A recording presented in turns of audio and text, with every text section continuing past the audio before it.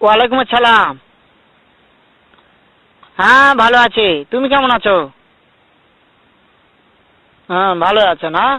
আচ্ছা তুমি কার সঙ্গে আছো? ওই মাদার চোদের সঙ্গে। ওই মাদার চোর তো এতই হারামজাদা। ওই শুয়োরের বাচ্চা, ওই তো লটির বাচ্চা।